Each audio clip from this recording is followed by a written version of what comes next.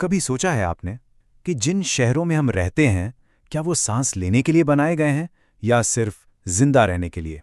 Environmental law के students के लिए ये सिर्फ एक फिलॉसफिकल सवाल नहीं है, ये एक लीगल सवाल है। हेलो दोस्तों, स्वागत है आप सबका। आज हम एनवायरमेंटल लॉ के एक बहुत ही important unit 5 town and country planning को गहराई से समझेंगे। यह आपके फाइनल एग्जाम्स के लिए एक बेहद ज़रूरी टॉपिक है और इस एक्सप्लेनर के एंड तक हर एक कॉन्सेप्ट आपको बिल्कुल क्रिस्टल क्लियर हो जाएगा। तो ये रहा हमारा आज का रोड मैप। हम शुरू करेंगे टाउन प्लानिंग की बड़ी पिक्चर से, फिर आएंगे आपके इंडिविजुअल राइट्स पर और फिर देखेंगे म्यूनिसिपैलिटीज़ की ग्राउंड लेवल ड्यूटीज़ क्या हैं। उसके बाद हम इन सारे डॉट्स को कनेक्ट करेंगे, एक सुपर फास्ट रिवीजन करेंगे और एंड में एक छोटा सा नॉलेज चेक होगा। तो चलिए शुरू करते हैं। ठीक है, तो चलिए अपने पहले सेक्शन में चलते हैं, प्लानिंग द सिटीज ब्लूप्रिंट। ये है एनवायरमेंटल गवर्नेंस का मैक्रो लेवल, वो मास्टर प्लान जो तय करता है कि आपका शहर कैसा दिखेगा, कैसा फील करेगा और सबसे इंपॉर्टेंट वो सांस कैसे लेगा।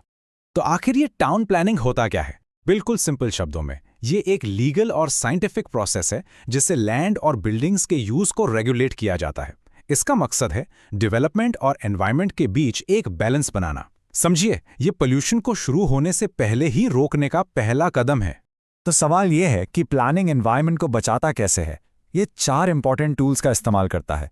पहला है जोनिंग, जो रेजिडेंशियल, कमर्शियल और इंडस्ट्रियल एरियाज को अलग अलग करता है। दूसरा है ग्रीन बेल्ट्स, जो नेचर के बफर जोन्स बनाते हैं। तीसरा, बिल्डिंग बायलॉज, जो ये सुनिश्चित करते हैं कि हर घर में रोशनी और हवा आए। और चौथा, वेस्ट मैनेजमेंट, जिसमें शुरू से ही डिस्पोजल की प्लानिंग की जाती है। ये सब मिलकर एनवायरनमेंट की पहली डिफेंस लाइन बनाते हैं। अच्छा, इन सब चीज़ों के लिए लीगल पावर कहाँ से आती है? इसकी शुरुआत होती है 74th कॉन्स्टिट्यूशनल अमेंडमेंट से, जिसने शहरी स्थानीय निकायों यानी अर्बन लोकल बॉडीज को अपना भविष्य प्लान करने की शक्ति दी। गुजरात में इसका मेन कानून है Gujarat town planning and urban development act, और इन सब के ऊपर है आर्टिकल 21 राइट टू लाइफ, जिसे सुप्रीम कोर्ट ने शानदार तरीके से इंटरप्रेट करके right to a healthy environment भी माना है। चलिए अब एक रियल लाइफ एग्जाम्पल देखते हैं। ये केस स्टडी एक पब्लिक पार्क को बचाने की लड़ाई के बारे में है और इससे आपको शहर के मास्टर प्लान की असली ताकत का अंदाजा हो जाएगा। अब देखिए, T Damodar Rao v municipal corporation के केस में कॉन्फ्लिक्ट कितना साफ है। शहर के मास्टर प्लान ने एक जमीन को पब्लिक पार्क के लिए रखा था, लेकिन 2 सरकारी डिपार्टमेंट वहां पर रेजिडेंशियल कॉम्प्लेक्स बनाना चाहते थे। ये तो सीधा सीधा प्लान का वायलेशन था और कोर्ट का फैसला बिल्कुल साफ था। कोर्ट ने कहा कि पार्क के लिए रखी गई जमीन को किसी और काम के लिए इस्तेमाल करना आर्टिकल 21 के तहत right to a healthy environment का उल्लंघन है। कोर्ट ने बहुत मशहूर बात कही कि हम अपने शहरों को कंक्रीट जंगल्स नहीं बनने दे सकते। तो सबसे जरूरी बात यह है, मास्टर प्लान सिर्फ एक सलाह नहीं है, ये एक लीगली सेक्रेड डॉक्यूमेंट है। चलिए एक और लैंडमार्क केस देखते हैं जो जोनिंग की अहमियत को बताता है। मशहूर MC मेहता केस, जिसमें शहर के अंदर चल रहे पोल्यूटिंग स्टोन क्रशर्स का मुद्दा उठा था। यहां समस्या ये थी कि दिल्ली में स्टोन क्रशर्स से भयंकर धूल का पोल्यूशन हो रहा था। लीगल सवाल बिल्कुल सिंपल था, क्या ये इंडस्ट्रीज ऐसी जगहों पर काम कर सकती हैं जो उनके लिए जोन नहीं की गई हैं? सुप्रीम कोर्ट का जवाब था एक साफ ना, और उन्हें एक डेजिग्नेटेड इंडस्ट्रियल जोन में शिफ्ट करने का ऑर्डर दिया गया। आपके एग्जाम के लिए की टेक अवे ये है, मास्टर प्लान्स और जोनिंग रेगुलेशंस लीगली बाइंडिंग हैं और उन्हें हर हाल में लागू करना ही होगा। तो इस सेक्शन को समराइज करने के लिए ये टेबल देखिए। टाउन प्लानिंग प्रोएक्टिव है, जो शहर के लेआउट और लैंड यूज को डिजाइन करने पर फोकस करता है।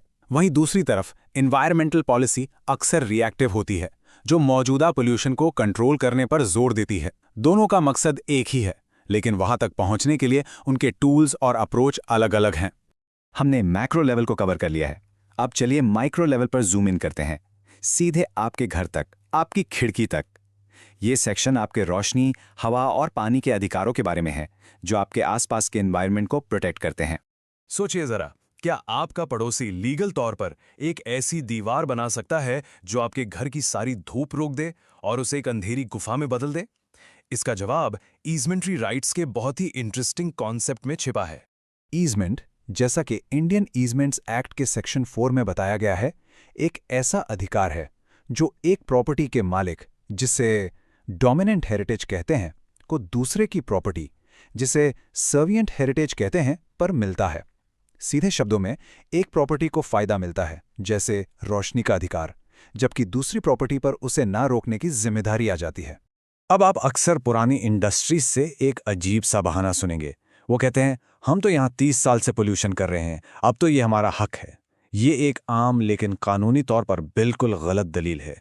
और उस बहाने पर कानून का जवाब बिल्कुल साफ है। आप लंबे समय तक पब्लिक न्यूसेंस करके यूज करने का अधिकार हासिल नहीं कर सकते। और क्योंकि पोल्यूशन पब्लिक न्यूसेंस का एक क्लासिक एग्जाम्पल है, इसलिए कोई भी पोल्यूशन करने का लीगल हक कभी भी हासिल नहीं कर सकता। ये एक बहुत पावरफुल लीगल प्रिंसिपल है, इसे जरूर याद रखिएगा। और अगला केस इस बात को बेहतरीन तरीके से समझाता है। लक्ष्मीबाई वर्सेस काशीबाई में एक पड़ोसी का सेप्टिक टैंक एक कॉमन कुएं में लीक हो रहा था। सवाल उठा कि क्या पानी निकालने के अधिकार में साफ पानी का अधिकार भी शामिल है। कोर्ट ने कहा, हाँ, पानी के अधिकार में उसकी क्वालिटी एंड प्योरिटी का अधिकार भी शामिल है। ये केस दिखाता है कि ईजमेटरी राइट्स लोकल पोल्यूशन के खिलाफ एक मजबूत हथियार हो सकते हैं। आपके एग्जाम के लिए ईजमेंट और नेचुरल राइट के बीच का फर्क समझना बहुत जरूरी है। ईजमेंट सेक्शन 4 के तहत ग्रांट या समय के साथ हासिल किया जाता है, जबकि नेचुरल राइट सेक्शन 7 के हिसाब से जमीन के मालिक होने के साथ ही मिल जाता है। ईजमेंट एक खास पड़ोसी पर लागू होता है, जबकि नेचुरल राइट पूरी दुनिया के खिलाफ लागू होता है। जैसे किसी के खेत से गुजरने का रास्ता एक ईजमेंट है, लेकिन साफ हवा में सांस लेने का अधिकार एक नेचुरल राइट है। ठीक है, तो अब हम आते हैं ग्राउंड जीरो पर। आखिर इन कानूनों और प्लान्स को लागू करने की जिम्मेदारी किसकी है? ये जिम्मेदारी है म्यूनिसिपल कॉरपोरेशन की। हमारा तीसरा सेक्शन एनवायरमेंटल लॉ के एक्शन लेवल पर उनके कर्तव्यों पर फोकस करता है। Gujarat provincial municipal corporations act के अनुसार म्यूनिसिपल ड्यूटीज 2 तरह की होती हैं। पहली है सेक्शन 63 के अनुसार ऑब्लिगेटरी ड्यूटीज, जो बिल्कुल अनिवार्य हैं, जैसे साफ पानी, नाली की व्यवस्था और कचरा साफ करना। ये सीधे आर्टिकल 21 से जुड़ी हैं। दूसरी है सेक्शन 66 के अनुसार डिस्क्रिशनरी ड्यूटीज, जो फंड पर निर्भर करती हैं, जैसे पार्क या म्यूजियम बनाना। आपके एग्जाम के लिए सेक्शन 63 सबसे इंपॉर्टेंट है। चलिए अब उस केस के बारे में बात करते हैं जो एनवायरमेंटल लॉ का शायद सबसे जरूरी लैंडमार्क केस है। ये उस शहर की कहानी है जिसके पास अपने नागरिकों को फेल करने के सारे बहाने खत्म हो गए थे। यह है रतलम म्यूनिसिपैलिटी केस। इस केस में जस्टिस कृष्ण अय्यर के शब्द अमर हो गए। उन्होंने कहा, एक जिम्मेदार म्यूनिसिपल काउंसिल पैसे की कमी का बहाना देकर अपनी मूलभूत जिम्मेदारी से भाग नहीं सकती। इस फैसले ने यह पक्का कर दिया कि पैसों की कमी बुनियादी साफ सफाई और स्वास्थ्य सुविधाएं ना दे पाने का कभी भी एक जायज बहाना नहीं हो सकती। एक और इंपॉर्टेंट केस है Shailesh R Shah v state of Gujarat. ये अहमदाबाद की झीलों पर कब्जे और उनके सूखने से जुड़ा था। गुजरात हाईकोर्ट ने पब्लिक ट्रस्ट डॉक्ट्रिन का इस्तेमाल किया, जिसमें कहा गया कि सरकार और म्युनिसिपैलिटी इन झीलों की ट्रस्टी हैं, मालिक नहीं। कोर्ट ने शहर को सभी झीलों को पहचानने, कब्जे हटाने और उन्हें फिर से जिंदा करने का आदेश दिया। तो हमने 3 अलग अलग टॉपिक्स देखे हैं, टाउन प्लानिंग, ईजमेंट्स और म्यूनिसिपल ड्यूटीज। अब चलिए इन सभी डॉट्स को जोड़ते हैं और देखते हैं कि ये सब मिलकर एक शहर के एनवायरनमेंट को बचाने के लिए एक सिस्टम के रूप में कैसे काम करते हैं। ये पिरामिड एक बहुत ही क्लियर फ्रेमवर्क देता है। सबसे ऊपर मैक्रो लेवल पर है टाउन प्लानिंग एक्ट, जो शहर का ब्लूप्रिंट बनाता है। बीच में माइक्रो लेवल पर है ईजमेंट्स एक्ट, जो आपके इंडिविजुअल राइट्स के लिए एक ढाल का काम करता है। और सबसे नीचे एक्शन लेवल पर है म्यूनिसिपल कॉरपोरेशन एक्ट, जो ग्राउंड फोर्स को उस ब्लूप्रिंट को लागू करने की ड्यूटी और पावर देता है। ये सब मिलकर एनवायरमेंटल गवर्नेंस का एक पूरा सिस्टम बनाते हैं। ठीक है, अब वक्त है एक सुपरफास्ट 30 सेकंड रिवीजन का, लास्ट मिनट प्रेप के लिए। अगली स्लाइड पर पूरा ध्यान दीजिए और ध्यान से सुनिए। टाउन प्लानिंग की लॉ है GTPUDA 1976 की केस है टी दामोदर राव और इसका काम है डेवलपमेंट और इकोलॉजी को बैलेंस करना। ईजमेंट्स कानून है ईजमेंट्स एक्ट 1882 की केस है लक्ष्मीबाई वर्सेस काशीबाई और इसका काम है इंडिविजुअल राइट्स को प्रोटेक्शन करना। म्युनिसिपल कॉरपोरेशन कानून है GMPC 1949 सेक्शन 63 की केस है रतलाम म्युनिसिपैलिटी और इसका काम है सफाई की अनिवार्य जिम्मेदारी को पूरा करना। जल्दी से इस टेबल का एक स्क्रीनशॉट ले लीजिए। रिवीजन हो गया, अब वक्त है आपकी अंडरस्टैंडिंग को टेस्ट करने का। मैं 2 छोटे से सवाल पूछूंगा, देखते हैं आपको कितना याद है। पहला सवाल, रतलाम म्युनिसिपैलिटी केस से निकला मुख्य सिद्धांत क्या है? 1 सेकंड सोचिए और जवाब है, एक म्युनिसिपैलिटी पैसे की कमी का बहाना देकर अपनी अनिवार्य जिम्मेदारियों जैसे कि सफाई से बच नहीं सकती। दूसरा सवाल, क्या एक फैक्ट्री पोल्यूशन का अधिकार क्लेम कर सकती है अगर वो 20 साल से ऐसा कर रही है?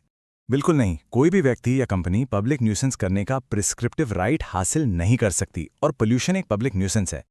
तो याद रखिएगा, कानून आपको कागज पर एक साफ शहर देता है, लेकिन जमीन पर उसे मांगना हम सबकी मिली-जुली जिम्मेदारी है। फ्यूचर के लॉयर्स होने के नाते आपके पास इस मांग को पूरा करवाने की ताकत होगी।